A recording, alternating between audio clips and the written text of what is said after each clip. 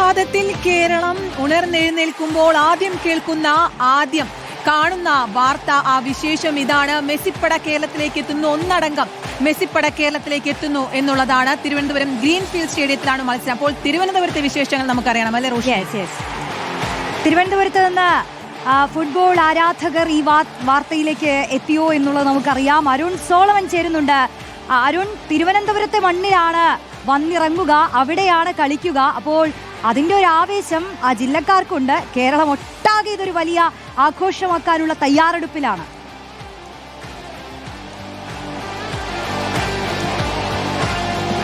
റോഷ്നി, ഏറെ സന്തോഷമുള്ള ഒരു പ്രഭാതമാണ്. കാരണം കാൽപന്തുകളുടെ രാജകുമാരനായിട്ടുള്ള ലയണൽ മെസ്സി ഒടുവിൽ കേരളത്തിലേക്ക് എത്തുന്നുള്ള ആ ശുഭവാർത്ത പല മലയാളികളും അറിഞ്ഞു വരുന്നതേ ഉള്ളൂ. കാരണം ഞാൻ ഇപ്പോൾ ഉള്ളത് പൂജപ്പുര ഗ്രൗണ്ടിലാണ്. ഇവിടെ നമുക്ക് രണ്ട് ടീമുകളെ കാണാം. എന്തായാലും ഇവിടുത്തെ കുരുന്നുകളായിട്ടുള്ള കുട്ടിപ്പട്ടാളമാണ് നാളെ ഇന്ത്യയുടെ ഭാവിയായി മാറുന്ന ഈ ഫുട്ബോളിൻ്റെ ഭാവി തലമുറ വാർത്തെടുക്കാനുള്ള ശ്രമമാണ് ഇപ്പോൾ നമ്മളിവിടെ പൂജപ്പുര ഗ്രൗണ്ടിൽ കാണുന്നത്. ഇവിടെ ചെറിയ ഒരു കുട്ടികളാണെങ്കിൽ പോലും അവർ വളരെ ആവേശത്തോടു കൂടി തന്നെ നിൽക്കുന്നുണ്ട്. മെസ്സിയെ ഇഷ്ടമാണോ ശരിക്കും? ഏത് പ്ലെയറാണ് ഏറ്റവും കൂടുതൽ ഇഷ്ടം?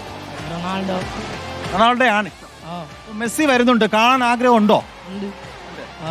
എത്ര കാലമായി ഫുട്ബോളിൽ ഇവിടെ കളിച്ചു വരുന്നു? 2.5 ആഴ്ച. ഇവിടെ 2 വീക്സ് ആയതേ ഉള്ളൂ.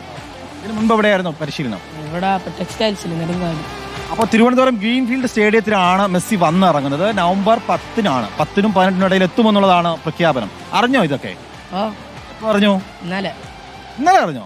കൂട്ടുകാരൻ പറഞ്ഞു തന്നു അല്ലേ? അപ്പോൾ റോഷ്നി, അതാണ് ഇവര് ചിലരൊക്കെ അറിഞ്ഞു വരുന്നുണ്ട്. ഇവരുടെ മാഷ് നമുക്കൊപ്പം ഉണ്ട്. മാഷ, ഇപ്പോൾ ഒരു ചെറിയ ടീമാണ് ഇവിടെ പരിശീലിച്ച് വരികയാണ്. മെസ്സി വരുന്നു എന്നുള്ളത് വലിയ ആശങ്കകളുണ്ടായിരുന്നു, സംശയങ്ങളുണ്ടായിരുന്നു. ഇപ്പോൾ ഒടുവിൽ എത്തുന്നു എന്നുള്ള ഔദ്യോഗിക പ്രഖ്യാപനം എത്തിയിരിക്കുകയാണ്. അത് വളരെ സന്തോഷം തോന്നി. കാരണം ഞങ്ങൾ ഒരു വർഷത്തോളമായി കാത്തിരിക്കുന്ന ഒരു സംഭവമാണിത്. പക്ഷേ അത് ഗ്രീൻഫീൽഡ് സ്റ്റേഡിയത്തിന് കിട്ടിയെന്ന് പറഞ്ഞപ്പോൾ തിരുവനന്തപുരത്തുകാരെ സംബന്ധിച്ചിടത്തോളം ഇതിനപ്പുറം ഒരു ഇതില്ല. അപ്പോൾ ഞങ്ങളെല്ലാം വളരെ ആവശ്യത്തിലാണ്. ഈ കുട്ടികളെ എങ്ങനെയാണ് തിരഞ്ഞെടുത്തത് ശരിക്കും പഠിപ്പിക്കാൻ? ഇതിൽ പിള്ളേരുടെ പാഷൻ നോക്കിയിട്ട് നമ്മൾ എടുക്കുന്നത്. പാഷൻ പിള്ളേർക്ക് ഇപ്പം ഞാനിവിടെ വരുന്ന 4:30 എത്തുന്നുണ്ട്. 4:30 എത്തി അതിന് കുഞ്ഞുങ്ങൾ രാവിലെ എഴുതിക്കണമെങ്കിൽ അവർക്ക് അതിനോട് പാഷൻ ഉണ്ടാകണം. ആ പാഷൻ ഞാൻ മനസ്സിലാക്കിക്കൊണ്ട് അവർ 4:30 തൊട്ട് ഒരു 6:30 വരെ പ്രാക്ടീസ് ചെയ്യുന്നു. അവരെല്ലാം നല്ല മിടുക്കന്മാരാണ്. പിന്നെ ക്വാളിറ്റിയുള്ള കുറച്ച് പിള്ളേരാണ്, കളിക്കാൻ താല്പര്യമുള്ളവരാണ്. അത് മനസ്സിലാക്കിക്കൊണ്ടാണ് ഞാൻ ഇതിലേക്ക് വന്നത്. മെസ്സി, നമുക്ക് കുട്ടികളുടെ പ്രതികരണത്തിലൂടെയൊക്കെ പോകണം. ചെറിയ കുട്ടികളാണ്.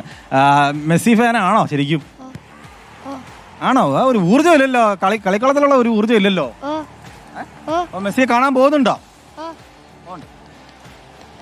ഏതാണ് മെസ്സിയുടെ കളിയെ കുറിച്ച് എന്താ അഭിപ്രായം? നല്ല ഇതാണ്, കളിക്കാൻ നല്ല. മെസ്സി ലോകത്തിലെ എല്ലാവർക്കും നല്ല അഭിപ്രായമാണെന്നറിയാം. എങ്ങനെയാണ് നോക്കിക്കാണുന്നത്? എങ്ങനെയാണ്? TV, ഫോൺ അങ്ങനെ അല്ല, എങ്ങനെയാണ് ആ കളിയെ നോക്കിക്കാണുക? അറിയില്ല. ഏത് പ്ലെയറിന് ഏറ്റവും കൂടുതൽ ഇഷ്ടം? മെസ്സി അല്ലാതെ വേറെ ആരെങ്കിലും ഇഷ്ടമുള്ള ആരെങ്കിലും ഉണ്ടോ ഈ കൂട്ടത്തിൽ? റൊണാൾഡോ ഇഷ്ടമുള്ള ഇവിടെ ഒരാളായി. നെയ്മറിന് ഇഷ്ടം? ഫസ്റ്റ് മെസ്സിയാണ് അല്ലേ? ആവേശമുണ്ട്. അപ്പൊ ഇനി നവംബർ വരെ കാത്തിരിക്കുകയാണ്.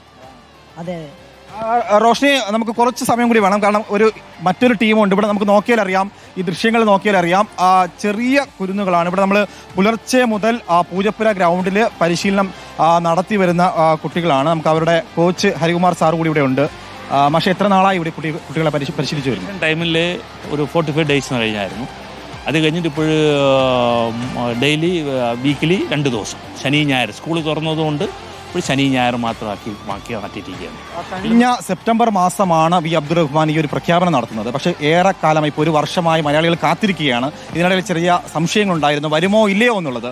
ഇപ്പോൾ ഏറ്റവും ഒടുവിൽ എത്തുന്നു. നവംബർ 10-നും 18-നും ഇടയിൽ കേരളത്തിൽ എത്തുമെന്നുള്ളത് അർജന്റീന ഫുട്ബോൾ അസോസിയേഷനാണ് ഇപ്പോൾ പ്രഖ്യാപിച്ചിരിക്കുന്നത്. അതും തിരുവനന്തപുരം ഗ്രീൻഫീൽഡ് സ്റ്റേഡിയത്തിലാണ്. സന്തോഷമുണ്ടോ? വളരെ സന്തോഷമാണ്. മെസ്സി കേരളത്തിൽ വരുമ്പോൾ പുരുന്ന് വരുന്ന കുട്ടികൾക്ക് അതൊരു വലിയൊരു പ്രചോദനമാണ്. മെസ്സി വരുന്നതിന് വലിയൊരു പ്രചോദനമാണ്. വരില്ല എന്ന് പറഞ്ഞ് വരുന്നതിൽ വലിയൊരു പ്രചോദനമാണ്. നല്ല കാര്യമാണ്. അത് റിപ്പോർട്ട് ചാനൽ ചെയ്യുന്നത് നല്ലൊരു കാര്യമാണ്. നമുക്കിപ്പോൾ ഇവിടെ അർജന്റീനയുടെ ഒക്കെ ജേഴ്സിയൊക്കെ ഇട്ട് നിൽക്കുന്ന ഒരു കുട്ടിയുണ്ട്. മെസ്സി ഇഷ്ടമാണോ? മെസ്സി വരുന്നുണ്ട്. ഗ്രീൻഫീൽഡ് സ്റ്റേഡിയത്തിലാണ് എത്തുന്നത്. കാണാൻ പോകുന്നില്ലേ ഇപ്പോൾ? അറിഞ്ഞോ? വരുന്ന കാര്യം അറിഞ്ഞായിരുന്നോ? എന്നാ വരുന്നേ? അറിഞ്ഞില്ല. രാവിലെ ഇവിടെ എത്തി. എപ്പോ എത്തി കളിക്കാനായിട്ട്? രാവിലെ 6:30 എത്തി. എത്ര മണി വരെ ഇവിടെ പരിശീലനം? 8:30 വരെ. 2.5 മണിക്കൂറാണ്. 2 മണിക്കൂർ അല്ലേ? അപ്പോൾ നവംബർ 10-നും 11-നും ഇടയിലാണ് മെസ്സി ഇവിടെ എത്തുക. അപ്പോൾ കാണാൻ പോവല്ലേ? നിങ്ങൾ എല്ലാവരും ഉഷാറാണോ? മെസ്സി ഇഷ്ടമാണോ? ഇഷ്ടമാണ്. കളിയൊക്കെ കാണാറുണ്ടോ? കാണാറുണ്ട് ഇടയ്ക്കിടയ്ക്ക്. ഇടയ്ക്കിടയ്ക്ക്.